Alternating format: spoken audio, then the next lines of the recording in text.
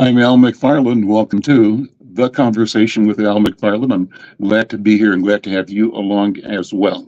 Well, today is Friday, and Friday we do the Healing Circle, and I'm pleased to be joined by my colleagues and co-hosts for the program, Dr. Bravada Garrett Akansanya and Dr. Oliver Williams. And boy, do we have a special program for you today. This is one of our first forays, actually our second foray back into community, and we hope to continue to bring these programs to you on Friday and other days of the week out in community, engaging people where we are, showing what we do, how we do it, all in the name of being and becoming a community, in the name of being and becoming healed, in the name of being healers, and understanding that the future of our community and our families really rest in our own minds and hearts, and that we're equal to the task. Well, Dr. B, we always start this program with a special protocol that connects us to our ancestors and to antiquity, to the Creator. Let me ask you to open the program today with the protocol. Thank you, Baba Al. It's so wonderful to be here in this exciting program of being on location. Oh, I'm just saying, this is wonderful. And just in the spirit of the way we always open the healing circle, is that we try to surround ourselves with an environment that affirms our right to be and our right to be well. We begin this healing circle by imagining that we're in a circle together. Although it may be virtually, in our spirits, we are in circle. African people join in circle because when you're in circle, there is no top or bottom, no bottom, no ending or beginning. We are all as one. And we all meet in that circle where we have equal access to power, which is the center of the circle, where one has voice and where we can talk about the things we need and dream about the dreams we hope to achieve. In the circle, we honor our elders because the elders are the shoulders we all stand on. And through honoring them, we say, Ashe, Ashe. And as we honor the elders, we remember that the elders stood on the shoulders of our ancestors. And to them, for their sacrifices, hopes, and dreams, we again say Ashe. Ashe. And we honor our elders because they're closest to our Creator. So as we join in this circle, we remember that we are connected in all ways and to all living things and inanimate things as well. And we believe I am because we are, and we are because I am. And our circle is an orderly process where we use a talking stick to pass the conversation on so that everyone can be included. And so although we're not physically together, we use a virtual talking stick and we pass it to one another. And you can ask for the stick if the spirit moves. Any of those access to the stick is really important. So with this talking stick, we welcome you to the circle and we say Ashe, and I pass the talking stick to Baba Al. Here you go. Thank you, Dr. B. Well, let me say to those who are checking us out on Facebook or YouTube, we thank you for joining us wherever you come from, either Twitter or LinkedIn. And we want to invite you to share the fact that you're here with us right now.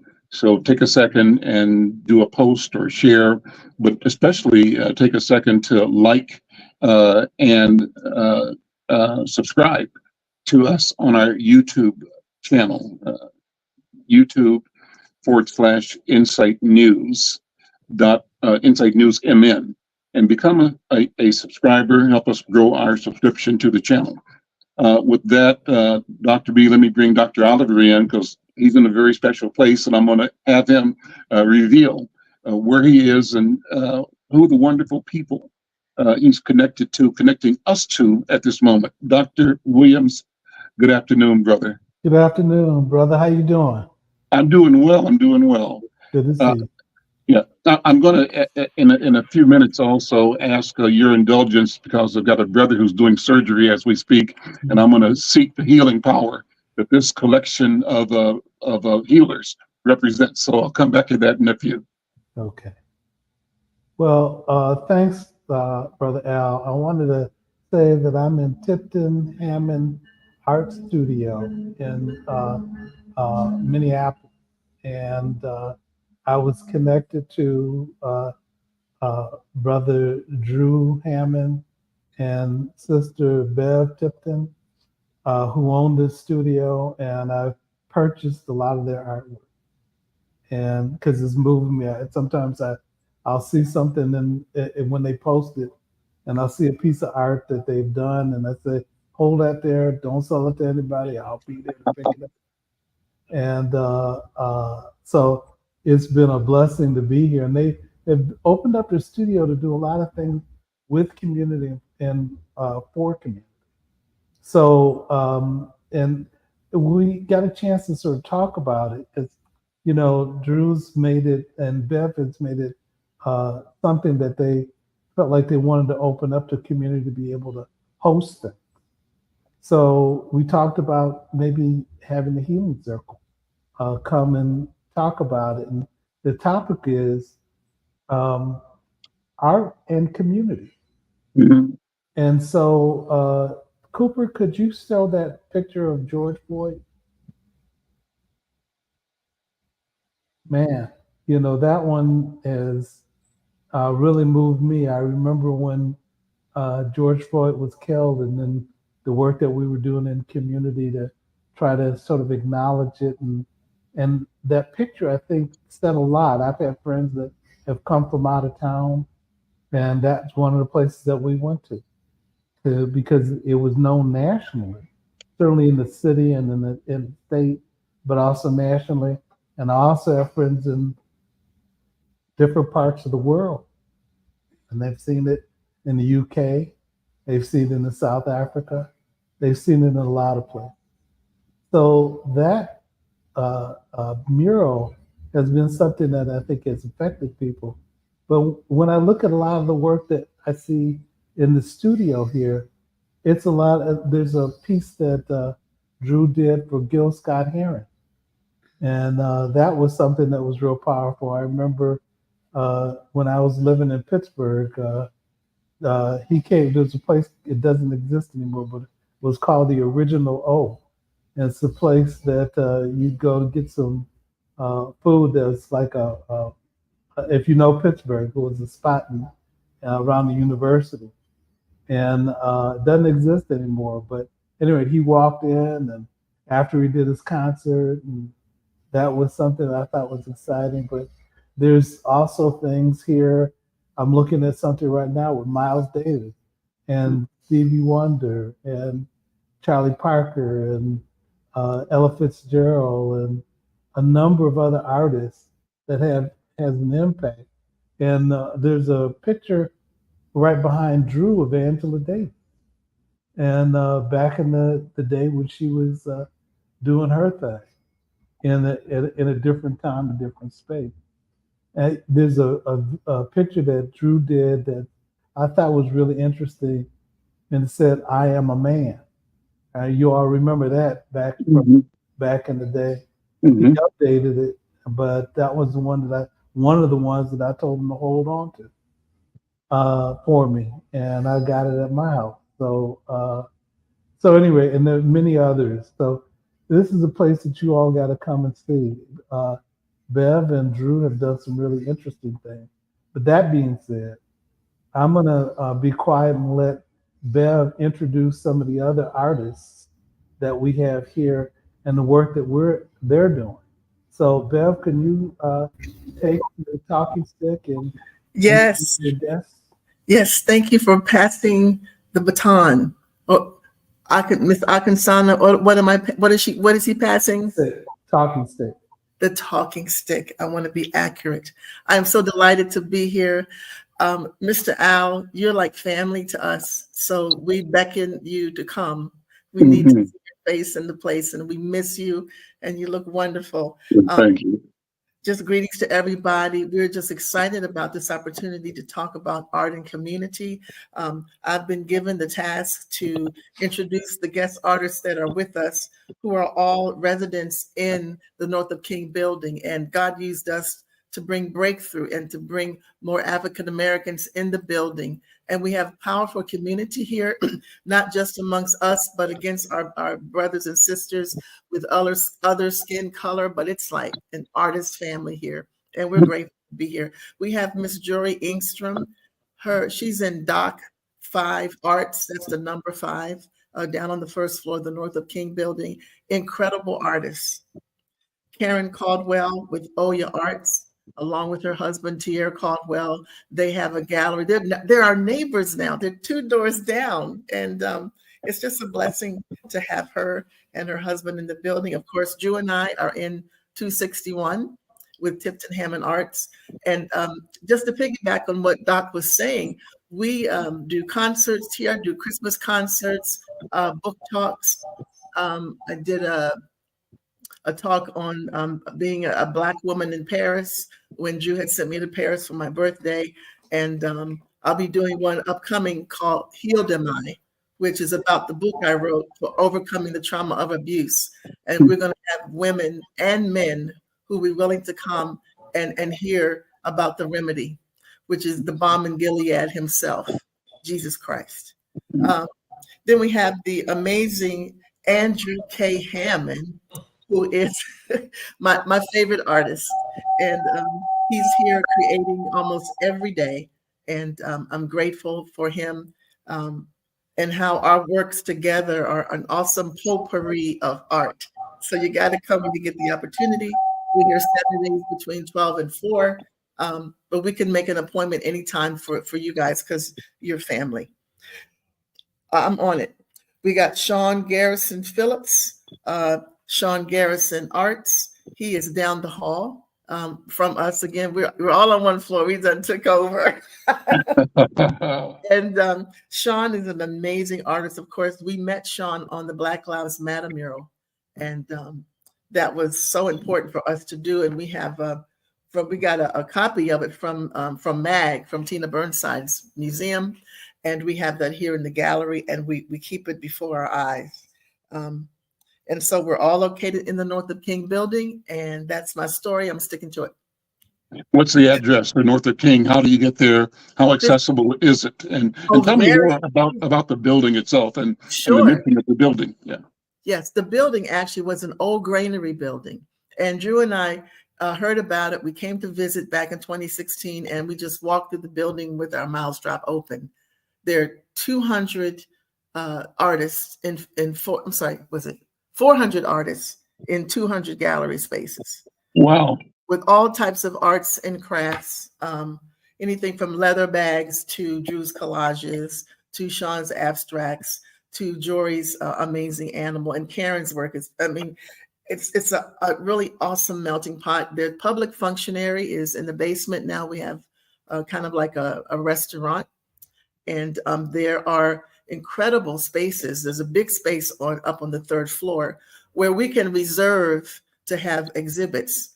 And we were asked to, by the manager of the building, when George Floyd was killed, we were asked to do the social justice exhibit. We had over 600 people come in and look at Drew's watermelon, which looked like seeds in there, but it was actually slaves. We had a lot of people in tears. Wow.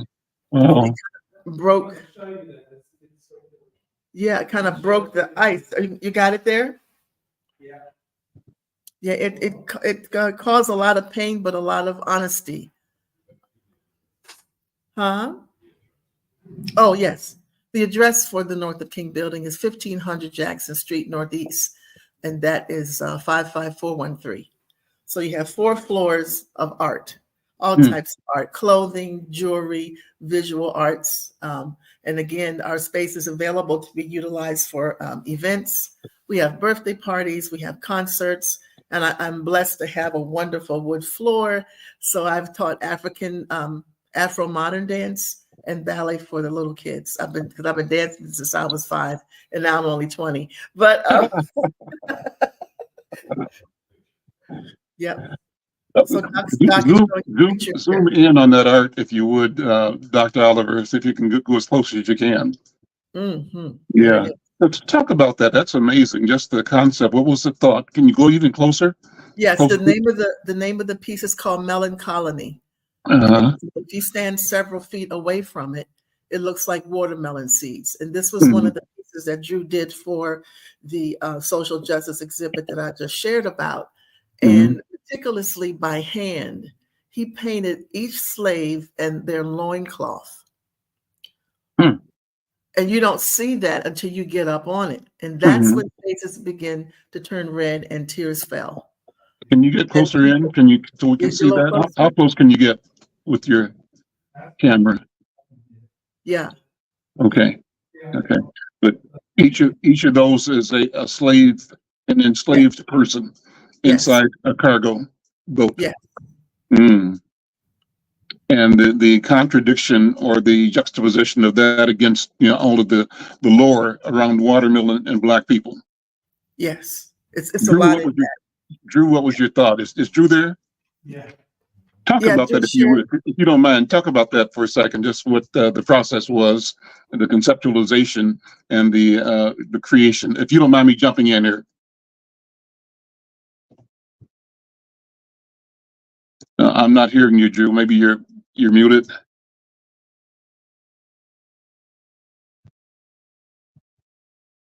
How about now? There we go. Good. Perfect. Okay. Perfect. Yeah. All right. Always a pleasure. Yes, some years ago, maybe 20, everything is 20 years with me, 20, 25 years. I sliced open a watermelon and that image was so profound and it just reminded me of something. So we've all seen that famous picture of the enslaved ship and the hull of the ship. Hmm. Hmm. And the seeds that were aligned in the watermelon had looked just like that, Mr. McFarlane. And Wow. so I just started painting that. And this is the fourth one. And this particular one actually hanged in Golden Time for over a year. Mm. Great conversation piece. And, I definitely concur with Bev when she said it's a tearjerker because it's actually meant to do that. And yes, when you was talking about the juxtaposition in terms of uh, the watermelon and African American people. All of that was a part of it. Hence me calling it melancholy. So yeah, it's been on a tour. A couple of professors from McAllister had spoke and used it during presentations in White Bear Lake, and so yeah, that's a claim to fame for me. That one, I just love that piece. So Oh, great. that's the fourth one that I did. So Okay. Okay. All right. Well, Like the Secretary, opportunity yeah, go to ahead. bring Yeah. in Jory and Karen to share a few words about their work and Sean. and Okay. Sean definitely on their thoughts about art and healing. Who Awesome. wants to go first? The You ladies first. you wanna go first? Hi, my name is Jory Engstrom. I am the owner of Jory LE Arts. I'm down in Art at Dock 5 on the first floor. My art is about healing and peace and love, very colorful, African inspired. And I'm loving the journey I'm on doing my art and making people happy. When they see my art, they're like in awe of it because they always talk about how bright it is and everything. So I really appreciate the joy that I see on people's faces when they look at my art. Hi everyone, my name is Karen Caldwell. I'm the owner and founder of Oya Arts. That's myself and my husband, Tia Caldwell. As you can tell, I was born in London, but I grew up between London and Barbados in the Caribbean. So my work is like a strong reflection of the African diaspora. And I use my paintbrush to tell hidden stories about our culture that have been lost or misrepresented. So like Jory, you'll see lots of bright colors, there's strong narratives in the work, and the point is really to educate ourselves and our community about stuff that has been taken away from us. So I see it as art as a really powerful tool for doing that.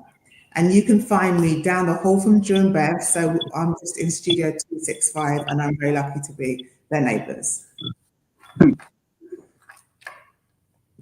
Awesome. All right, I guess that leaves me. How's everyone doing? It's good to see you all. Some of you I haven't seen in years. Dr. Bravada, it's been quite a while since I've seen you. I think it was a Pan-African conference from many moons ago. Mr. McFarlane, I think it was at North High for some event.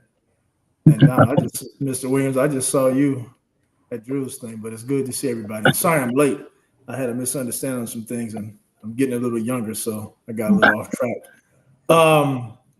So I guess the part of my artwork as it pertains to healing, I deal with quite often in my live performative work. I do I address a lot of difficult conversations and things that a lot of us don't want to talk about, but we need to talk about. And often it starts from this space of angst and pain. So I've did a show around the George Floyd Love Rising, as I call it.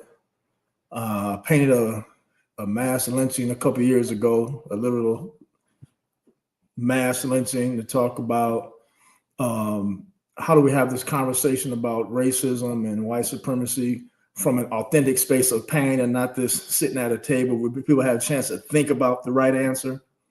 Now I'm working on a current performance around all this gun violence in this country, in addition to a few other things. But I think the impact of what I do and what everybody else here does on with respect to healing is a beautiful thing. And I think we need art more so than we've ever needed. I've told quite a few, local politicians, other folks, that what's being done hasn't been working in a sense for certain issues. Policy doesn't change things, and over policing in some instances doesn't work. So it's like, all right, the way I see it, art is that thing that encroaches upon people's emotions, and so and once that happens, then change starts to take place or take root, at least the thought, right? And so a lot of what I do through that live performative realm, because I do studio work also, but through that lens is how do I get people to emotionally move? And then from that, then the actions follow that if I'm successful in what my intent is. And so far it's been relatively successful. But anyway, I'll be quiet now too. It's time for me to open my mouth again. But it's good to see all you beautiful Black people. Let me say that. So, well, I have a question, just it's a circle question. Are you guys all in the one studio, or are you each in your own studios?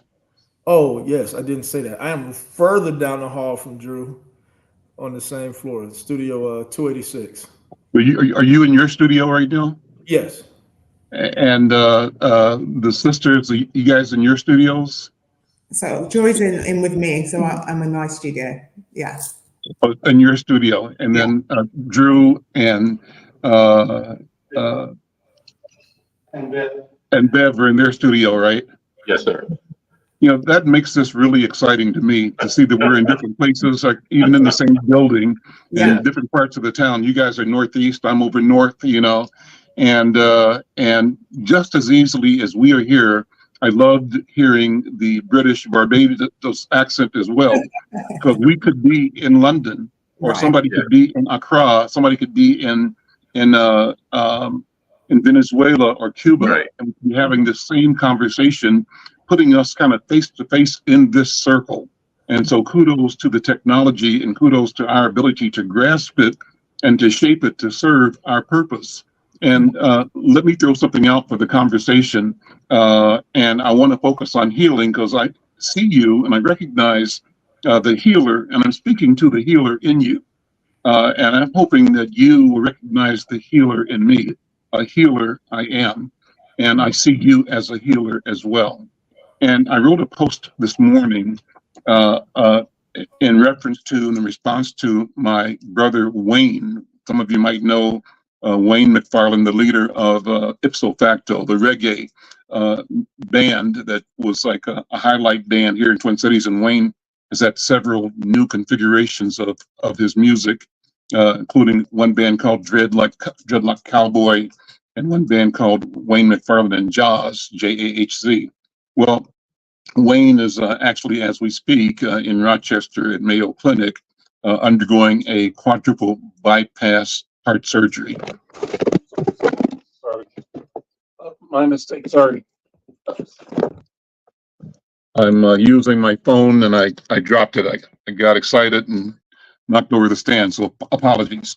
So Wayne's going into surgery right now, and I wrote a note this morning calling Wayne the healer and saying that he's undergoing this process. He's jumping, leaping into the space, and I said that, and I included in the post on Facebook and Twitter a link to some music by the Afro-Cuban All-Stars, a CD called Distinto Diferente, Distinct and Different. And it's an album that has just a lot of great Afro-Cuban music. But when Wayne was, some 10 years ago, downtown at Hennepin, waiting for a liver transplant, first one failed. They put him in a coma and kept him there until a new kidney could be found that would be compatible. So he was in a coma 5 days. So I came down and brought a little CD player and asked the nurses to put the CD player on a loop over his head or by his head and just play this song, this album again and again. And again, it's the Afro-Cuban All-Stars, Distinto Diferente. So I sent that in a link today in the post. And I described the fact that Wayne, while he was in coma, he told me later, was traveling what he described as unknown realms, just discovering places and things and people and images and experiences that he hadn't before, but that were full of life and full of joy, and that the music that the Afro-Cuban All-Stars were presenting in this CD was kind of like a pathway, a gliding pathway to propel him across these new realms. So I said in my post today, here's a copy of the music while Wayne's in surgery. If you get a chance to click on this link and play this music, either listen to it while you can or in the background. And as you think about and hear this music, think about my brother Wayne McFarlane. I called him the maestro. I called him a creator warrior, and I called him a healer. And that's what he does. That's what he is as a musician and as a human being and as a spirit. And also, he talks about what he calls his station, his broadcast station, his imaginary station. He calls it WBAD. And WBAD, he says, means we believe and dream. WBAD. That sounds like a good radio station to me. So he invites everybody to check out WeBad, WBAD, we believe and dream. So I ask you to check it out and to send energy his way so that he is successful as he has leaped again into his future. And the future is a future of substance, of giving, of sharing, of being, and reflecting the power of the Creator in our lives and in community. With that, how does healing work for you, my artist friends? And Dr. B, you can jump in, and Dr. Oliver, what are we talking about healing? What's the role we play? What's the role art plays for us individually and collectively as we pursue healing and health? I'll stop with that. Let me pass it to brother Drew first. So when I think about creating art, so I'm in a mental space right now that had not it been for the ability to create art, then I would have lost it. That is healing. There is art in healing. Having the ability to create something that will take your mind off of your situation and you apply all of that energy into that work that you're creating, that is a form of medication for people who are going through. So when the same effect that my art gives is the same effect that music gives. When you was talking about the Afro-Cuban music, I started thinking about the likes of Chano Pozo and Dizzy Gillespie, Mm. who I'm just like diehards. I like music, period. And just want to quote Miles real quick. He said, "There's only two kinds of music." He said, "There's good music and there's bad music." So if you guys haven't heard any of the rhythms from Cuba, oh man, you're missing out, because it's great rhythm and it's a music that makes you smile. And so we all understand Cuba as going through a lot of turmoil. But you know, when you have that kind of energy and that kind of spirituality to make you smile in the midst of a storm, then you just help yourself more than any prescription. So I liken that to, and it's so different from the synthetics that we get from our physicians, which is simply to uh, help us cope. Mhm. But music and art helps us heal. Mhm. It really does help us heal. And I look at my contemporaries; all of them have that same gift in their creativity and what they do. It brings a smile and it brings healing. Because when you look at Jury, Karen, Bev, Sean's work, you don't think about that internal struggle that you have going. You think about what they're presenting to you. And then when you can appreciate something even in the midst of a storm, you're getting better. Mm. You're You getting can better. you can pass the stick to whoever you want to pass it to. Yeah. I'm a pass it to Sean. I figured you would pass it to me right after you. That's love.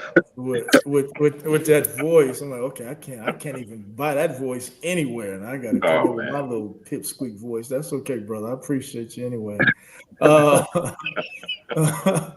um, healing and health. I think art is one of those things that helps us. I think, Drew, I think you alluded to this a little bit. Helps us escape a little bit.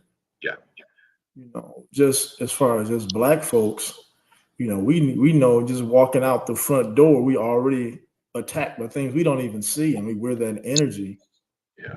And so we have the opportunity to consume or inhale art, however we do that, visually, orally, and use that as a way to get away. That's a fabulous thing. I think they say what the healing frequency of music is like 174 megahertz or something like that. Mm. So they know that actually, you know, is supposed to heal you when you listen to this frequency. And there's different frequencies, of course. And so that's the beauty of music. You know, when I grew up, I was an artist, but I was in a dance group, and there's always some certain music that struck me differently than other music. And I'm thinking my thoughts are that is why, because it fit my internal rhythm, for lack of better terms, in a way other music didn't. As far as just some of the work that I create, I think that as a means to heal, I think pain is the most beautiful space to heal from, because it's the most purest emotion that we have. You know, I've had people tell me they love me and been lying to me left and right. But when you hurt and you in pain, that's when you're at your rawest and you're broken down. You're in this space, and everything that comes from that is pure. And so creating some of the work that I've created is with that intent. How do I get this person in this space where they can find the purest of themselves and come up with these answers, either for themselves or for the community, be it the community you live in or the audience per se, during the Q&A? And how do we discuss, how do we heal together through that? Because I'm opposite of this new I shouldn't say new age thing, or a lot of younger folks thinking I can do this on my own. I recognize that I need the people to help me heal. I need you to see me, at least me. I need you to see me in my rawest form to help me get through this. Because internalizing this thing doesn't work, and I don't think anyone should walk around with this stuff that they're wearing. And there's art that we all create that pulls that out of people.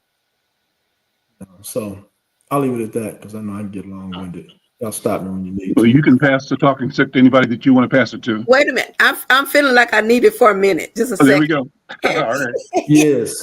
I'm feeling the spirit move, because you know there's a saying, and I use it a lot in my mental health practice. that you don't have to teach a cut how to heal. You don't have to teach a cut how to heal.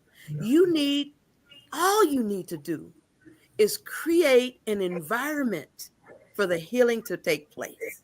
Mhm. And I'm hearing that when I hear Drew, I'm hearing it from Brother Sean. You're creating an environment that welcomes a space of healing. And I'd like to hear, my sisters talk about how they create that environment in their art to allow the natural proclivity, the God-given creative way of healing that exists in us already, how you bring it out through your work.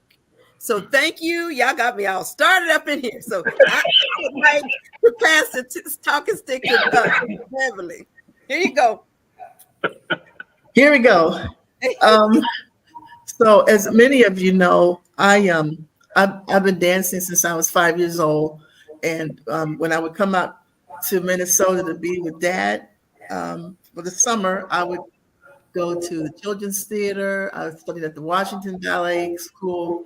And as I got older and God enabled me to introduce praise dance and worship in the church when it wasn't popular, I found my freedom, because I was in New York wanting to audition for Alvin Ailey, but God had other plans. I wanted to be a model, but God had other plans. And he said, if you go into that arena, the enemy's going to devour you. So I said, okay, never mind.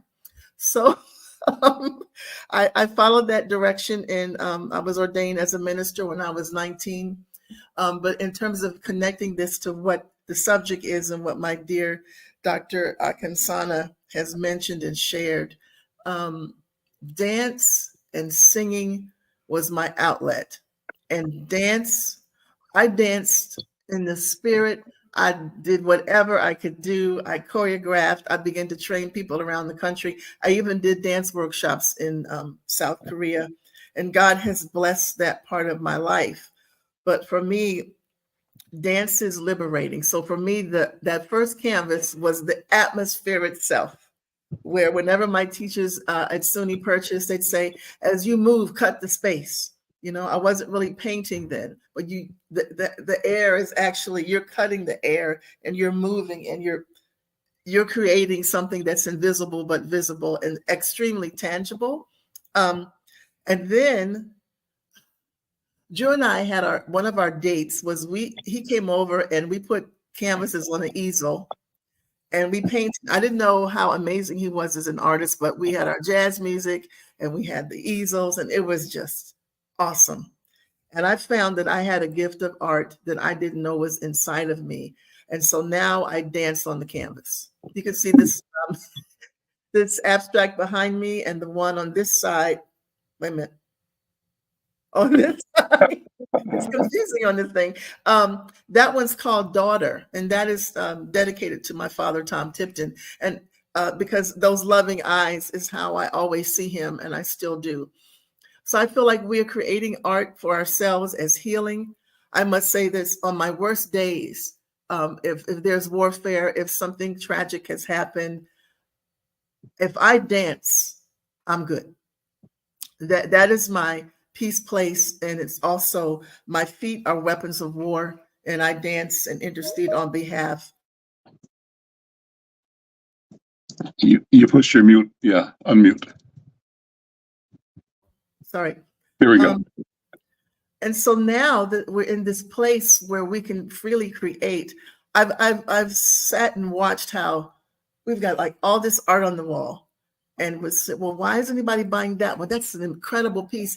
And 3 years later, someone comes in and says, I must have that, because they've connected to it. So that means what we're doing on the canvas is actually dispensing medicine. We just don't know when we're going to pick up the prescription. We have no clue. So there's a joy in creation. Of course, this is also our business, but I see a lot of what we do is, I call it marketplace ministry, because we have a lot of people that come in and see the art, connect with the art, and begin to cry. And that's when I go to the corner of the gallery and I say, do you want me to pray for you? And they say yes. I love those opportunities. And whether they buy art or not, they didn't leave the way they came. Uh, And so, yeah, I just enjoy the process. And I'm also grateful for what my ability to express myself through dance and singing, whatever else. I can be healed, because if we're healers, Mr. McFarlane, we've got to make sure we stay healed, that's right. that we don't overextend ourselves like I often do, but I'm giving that up, and learn to say no sometimes so that we can recover from all that we've poured out. I'm interested in also hearing from what Karen and Jory have to say. Yeah, you should. Okay. So for me, I think the healing power of art is multifaceted. So you have, on the one hand, as an artist, you have it as an outlet, and what everyone has kind of alluded to, the fact that you get to pour out your pain, your ideas, your thought processes down on the canvas. And you also have the impact that that work has on people, as what Beverly was alluding to. So when people come to the gallery and they see a piece and they interpret it in a way that they interpret it, or maybe in the way that you intended it to be interpreted, you see that it really resonates with people. So a lot of my work focuses on the Black female experience and putting us in the center of the narrative, because a lot of the times that doesn't exist from us within the artistic space. So when a lot of women come into this space, Black and white women alike, and they see themselves centralized in the narrative, and I explain the thought process behind the piece and, you know, the meaning, why I've chosen certain colors or what it means, it really resonates with them, and it allows them to have that space to heal and to grow. And I think for me, the third element of that is actually empowering people to create themselves. So what Oya Arts does as well, we do, it says art and wellness, because we understand the importance of art as a healing and transformative tool. So we go into different organizations, we go into different community groups and give people the space and the confidence to create and use it as an emotional outlet. So for me, art is the answer to all things. So if you ask me, you know, how can we make things better? It is to allow people to tap into their creative intuition, whether that's through visually consuming art, whether that's through actually actively participating in the creative process. I think it should be central to all healing conversations and all community-based organizations as well. I'll hand over to Jory. What she said.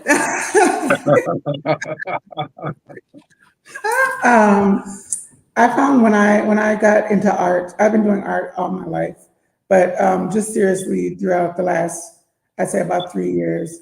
And I found deep healing in it. When I start painting on the canvas, I get lost and time flies by and I'm like, whoa, where did the time go? But it's like it puts you in a different place in your life where you don't have to answer to anybody.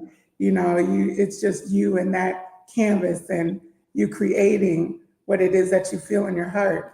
And pink is my favorite color. I wish everything could be pink. It makes me happy. I just love that what I do and other people get to see is amazing. Like I said, the looks on their face, the conversations that we have when they walk away with a smile and they tell me they'll be back, or when they, you know, purchase an original painting and they send me a picture and tell me where they put it, so they make sure that everybody else can see it. That makes me smile. That makes my heart smile. But I always believe that when I do my art, that I hope that it brings peace and love to everybody, because that's really what my paintings are about, healing all together, the all in one. So, yeah. Who do you want to pass the talking stick to? Oh, I don't know. Anybody? Back to you. Okay, well, I'm going to keep it going and pass it back to Dr. Oliver. I'm loving this conversation. I think the conversation in and of itself is healing. So as we are talking about it, we are doing it, and we are being it, being the healer, being the healed. And I think this is a critical conversation. Thoughts that have come up while you all were talking is, how do we encourage our people to really enjoy and take more broad ownership of our creative capability. What are you saying, Al? I'm saying, how do we encourage our people to buy the art that you, the creators, are producing and presenting? And I think it's wonderful that you all have found each other and are in a place where you kind of magnify each other because you're close. And you're in a place where there are lots of artists and lots of things going on. But I'm so happy to have this chance to have this discussion. My intent is to encourage viewers, readers, listeners to know you, know your work, and know the value that you can bring to their lives and to their stories, and to engage, and to do that, to buy, become buyers of your creativity with intent, have an intention of buying because you love what you see, it resonates with you, but you also know that you're supporting the funnel of creativity that each of you has organized as life work. So I'm going to pass the talking stick back to Dr. Oliver. Yeah, thank you, Brother Al. You know, I've had the opportunity to be able to to encourage the development of art. I have a friend who was in the original cast of The Lion King, and she was in the Dance Theater of Harlem, and she was and a teacher there. And then she decided to go to teach in academia. So I think she's at the University of Illinois now, and she was at another school in the southeast. But I created with through Gary Hines with the Sounds of Blackness 5 songs, and one of the things that we did was we had him create the song, but then had my friend Endelin create dances with her dance troops to those songs. And it was around the issue of, interestingly enough, healing. That was the conference that we had. And so as we introduced, we dealt with a group of women who were in Detroit and also in California and Los Angeles, and a couple of programs in Los Angeles, and asked them questions about what healing meant to them. And as we reviewed it, it ended up talking about creating a sense of balance, but also restoration.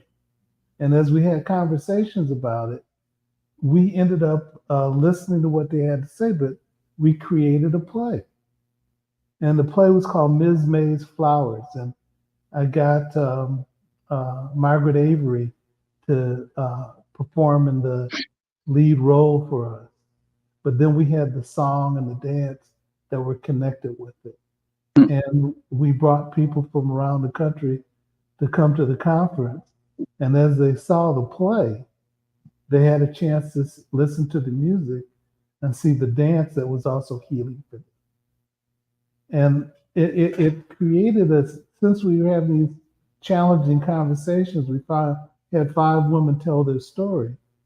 But then we, as we had the music and we had the play and we had the dance, it was a healing balm, talking about the same theme, talking about the same topic, but expressing it in different ways, where people could find a way to be consume the information, but also heal from what they were exposed to. And that dealt with the realities that the women talked. Interestingly enough, the women that we interviewed, we brought to the conference and let them know this is what the consequence of them telling the truth and what it meant to them. So I think there are different ways that we can express. And, when I see Bev and Drew's work, and when I see Brother Sean, I remember seeing you do your artwork when you were doing the painting, and you had your overalls on and you were going to town with some of that stuff. It was very impressive, and I'm interested in seeing Jory and Karen some more of your work too. because I know that it will touch me. And it's interesting to me too that piece with the watermelon. I had never noticed that it had slaves in it until till today. Mhm. And I can understand how people would be moved to tears by seeing that, because you have to get close up enough to it to be able to see that. But the other pieces there's another piece that Drew did that had things about Black people. It's a picture of different shades and different hues and different types of Black people that are in the picture. And I got it placed in a prominent location that when people walk in the house, they can see it. But that was one thing that moved me. And then I Am a Man is that was talked about in the 60s when we were dealing with challenges associated with that. And that has significance to me. But there's a lot of pieces here. There's some pieces that Bev has done that moves me, but it also moves my wife Sonia. Uh, these pictures that she has of Black women, Black women that have lived in different locations. Um, and I have to say too, Karen, one of the things that gets me about going to the UK is identifying not only the differences, but also the similarities Very much so. that exists. And going to South Africa, we have a friend named Elizabeth who introduced me to a brother who was raised in Norway, but he's also Black, and and then he moved to South Africa, and he's doing this work in Johannesburg, where he's gathering groups of Black men together to be able to talk about the issues and challenges. And I got a chance to sit in the group. It was like, I'm from Detroit originally. It's like being in Detroit or being in other groups that were in the Twin Cities, where we've had conversations about different issues and challenges and having conversations that help us heal. Yeah. So with that, I'll be quiet. And Sean, you want to take it? Sure. Let me make sure I'm on the right. What's the question on the table? Well, we're talking about how does your art influence your healing. I gave some examples, about ways that I've done it. So art influences my healing. So originally I've been a writer for 38 years. So I've been writing for quite a while. I've been painting for roughly 12, 13 years now. So for me, it started out with the pen. And that was where, as a product of a single parent household with 2 other siblings, for me, that was my way to stay out my mother's way, so to say, so she could deal with my 2 other siblings and me to process what I had going on. And that was a very isolated space to be in, which was great because I needed that time away from everything to figure out what I had going on. And so now it's just kind of transferred to the studio. So when I'm here and I'm in this space, it's as if I'm right in the middle of a poem in a sense. Mm. And ironically, I've kind of created my own lexicon. So a lot of artwork I do now is actually visual poetry based on this lexicon I've created. So it's a way to be free. I mean, I tell some people, I said, quite often this is, and I say this, somewhat serious, but I know when I come here, this art gives me what I give it tenfold. I pour in love, I get tenfold of that love back. And sometimes the outer world outside of the space doesn't provide that for me because everybody has their thing going on. But this art, it's like an instant rebound, and it's the most beautiful space to be in for that purpose. And I think Mr. McFarlane said something about, and I want to touch on this, about getting our people to understand and buy art and encourage our folks to buy art. Yeah. And to collect art. Pardon me? And to collect art. I think just on that, I'm trying to make this brief. I'm not known for that, but I'm gonna try. Don't laugh too hard, Drew. Brother, take your time. Take your time. Take your time. And say what the Spirit has you to say. McFarlane said, "Take your time." Yeah. So I might have to put on get to the pulpit. I think our people, we have to understand, first of all, we are art. We are literally creating ourselves often out of necessity on a daily basis to survive this thing called America. And art is the act of creation, right? The output of creating is this thing we call art. And every day, I know when I go out in this world, I have to be a different shine, Garrett, in a different space at a different time, only to come back and go, okay, let me center myself again in who I am. But knowing I have to go out in these worlds, whatever that is, art world, whatever that looks like, and be new. So I think once we understand that, then at art we are the embodiment of art, then I think we have to understand that because of that, and we know because of that, then we're all so vastly different that art, what we call art, is not something that has to look like something, right? It has to be representational of something. And I think often that gets in the way of our understanding of art, such as music is not the only form of art. A lot of our young folks, they think, hey, if it's not music, it's not art. It's like, you know what, if you write the alphabet, you're creating art. Because how do you think the alphabet began? It became as pictures and comedic symbols, and before the Phoenicians and the Greek got to it. And so everything we do is the embodiment of art. But to get our folks to understand that, and then understand that also you don't have to be a multi-millionaire to collect art. There are ways, even if something you feel is out of your, let's say, a little too highfalutin or out of your price point, there are ways that artists can make that work for you. You know, I mean, I grew up in a land of layaway. So it's like, hey, if you want this piece, this is what it is. This is how we can break this down for you. So you know, and tell folks is that this is an investment. You're not buying, you're investing in the artist. You're investing in your culture. You're investing in you. You're investing in your emotional connection with this piece. This is an investment.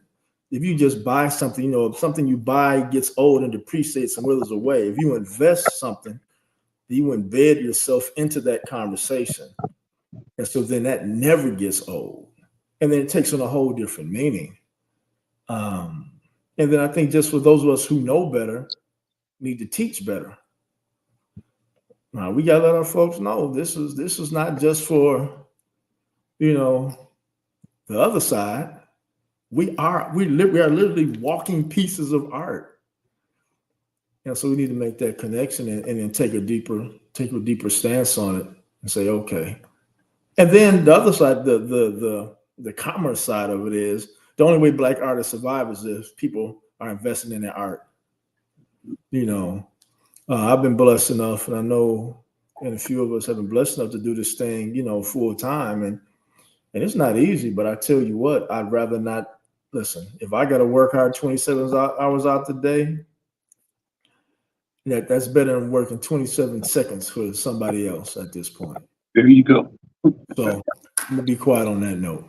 Let me jump in and say how much I love what you're saying. You triggered a couple of thoughts. One is, sister said she dances to healing, and the thought came to my mind. I'm not sure where I read it, but it was a statement that some people dance to know, other people write to know, other people sing to know. But there are many ways of knowing. But the objective is to approach and fully pursue knowing. And then right now I'm involved in what I'm describing as the Africana way of knowing, and you mentioned comedic language, brother. And so that brought the other thought of the phrase medu netur. Medu netur is a word that talks about writing or about speech or about words. And the translation out of hieroglyphics or ancient Kemetic language is divine speech. And what if we came to understand that every utterance that issued from our person is divine? And what if we were able to live and operate in the world, understanding that not only what we present is divine, but that we, in effect, as the presenter, are part of the divinity? Just a thought. I'm throwing it out. Dr. B, I'm going to pass it to you. I've been so moved, and I wrote down some words that I thought hit what I'm feeling. And I wrote this: as the healer heals, they dance through light and straight through time. They create thunder and flowers and smells that create divine healing and hope. As the artist swings their brushes, they create ways to see and feel a healing that is a healing balm to the world. We're spoken and broken and painted. We have danced and sang our songs and moved so that artists create liberation, a beauty that never dies. I think that's the mic drop. That's it. Dr. B and all of our guests, thank you so much for this conversation. Let's make this the first of these. This is a critical conversation, and I want to invite all of you. Let's do this again, and let's keep doing it. And I know I promised before to come by your studio. I've still not been getting out, but I'm going to be getting out more than I used to. And one of my priorities is to drop in to your studio, and the priority in doing that is to come with my checkbook ready to buy some art. With that, sisters and brothers, thank you all so much. I'm Al McFarlane. We'll see you next time. See you.